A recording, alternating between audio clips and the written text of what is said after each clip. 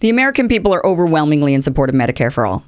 Okay, Democrats more so than Republicans, but it's a majority of people, and definitely overwhelmingly Democrats are in support of Medicare for All. In fact, every presidential candidate right now, if they really want to have a shot at potentially winning the nomination in 2020, they have to pretty much come out in support of Medicare for All. Even if they don't really mean it, they at least have to say it.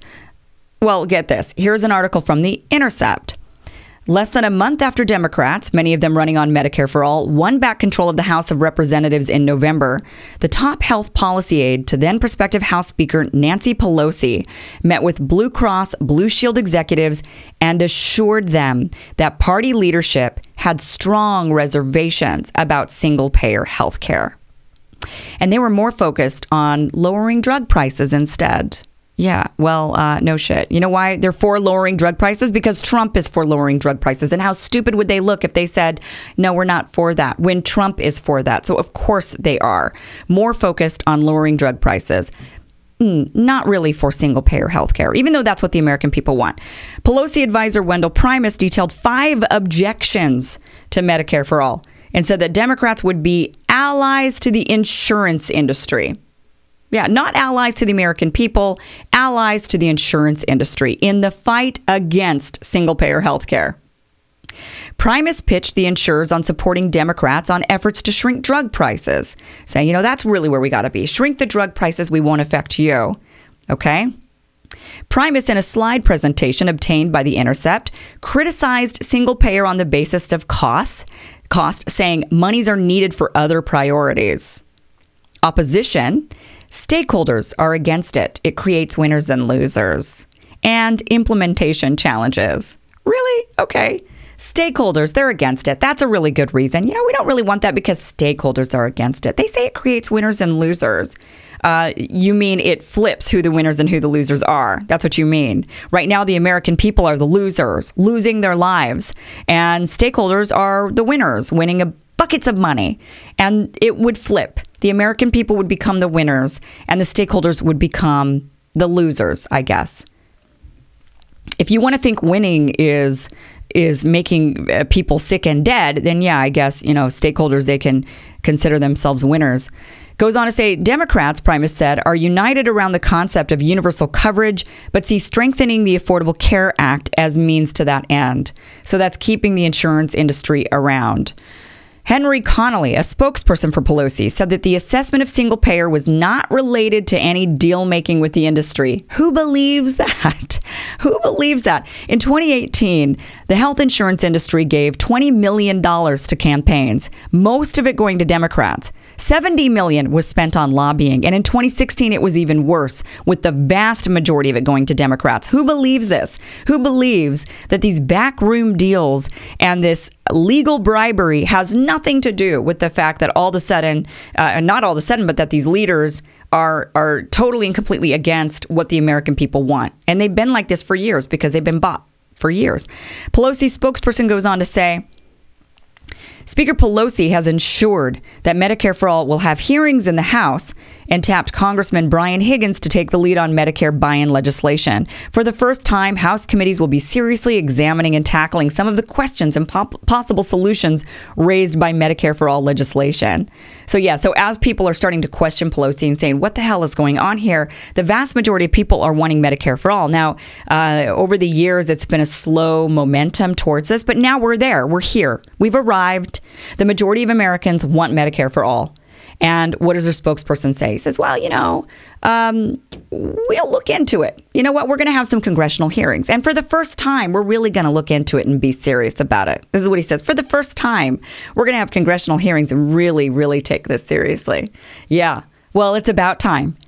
Because every year since 2003, John Conyers, who is the rep that was recently ousted for the sexual harassment scandal, he had been introducing a Medicare for All bill called H.R. 676 every year since 2003. That's what he's been doing. And every year, the bill gets assigned to committees, and every year, they don't hold any hearings on it. Every year, they ignore it, even though every year he's grown in number of co-sponsors, starting off with 25, growing all the way to about 160 co-sponsors. And this is just for the House. It's not even talking about what Bernie Sanders has been doing over in the Senate. This is just the House. And every year, John Conyers' Medicare for All bill gets shoved aside. That's what's been going on. And you know what's worse? This year, now when Democrats have the House, and now when the environment is ripe for this conversation, when the people are ready for legislation that is really, truly going to help the American public, Medicare for All, where's this H.R. 676 bill? It's gone.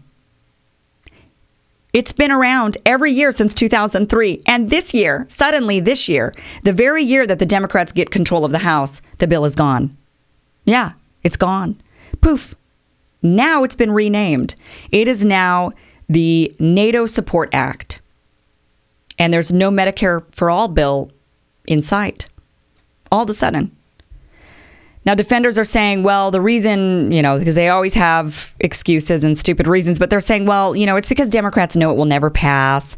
Republicans have control of the Senate. Republicans have control of the White House. And so, they're just strategizing. That's what this is. This isn't the fact that maybe they just really don't want Medicare for All, that the leadership is completely bribed out by the health insurance industry and that they don't really represent the American people. No, it's not that. It's just that this is some kind of a strategy. It's like they're making excuses for their children who are doing bad things. That's how people sound when they say this. They say, well, no, it's just, the Senate and the House, the White House, we're never going to get it through there. I don't care. We want to vote. We want this bill on the floor, and we want to see who's for it and who's against it. We want them on record. That's what we want. And if they get out there and they start talking and they say, look, this is what the American people want. We are for this. This is what the American people want. Then there might actually be a chance that the Republicans, the people who are GOP supporters would say, yeah, this is what we want. This is what we want. And we all start holding our government accountable for this. We hold them and say, listen, you have to represent the American people. Democrat or Republican, you have to represent us, not your special interests, not the people who are lining your pocketbook, not the people who spent nearly $100 million on lobbying to make sure that their industry stayed intact so that they could make a bunch of money off of sick people. Oh. So, very, very disheartening that all of a sudden this year, this bill is nowhere to be found. And they're saying this year, we'll have some serious committee discussions about it. Okay, we'll see. But for now, what we can do is we can hold their feet to the fire. We can get on Twitter. And, I've never liked Twitter because I feel like Twitter ruins lives. But, we can use it now to save lives. We can get on there and we can make noise because pressure by the public makes the change. If we hold them accountable and we say, look, you won't get my vote. I will not vote for you. I'd rather have Trump than allow you to get away with this because you're supposed to represent me. He doesn't represent me. He never said he was representing me and I never voted for that guy. But you are my rep and I'm holding you accountable and I will not vote for you unless you are going to represent me. And that's it. And that's what we've got to do. We've got to hold their feet to the fire. This is crazy. This is ridiculous.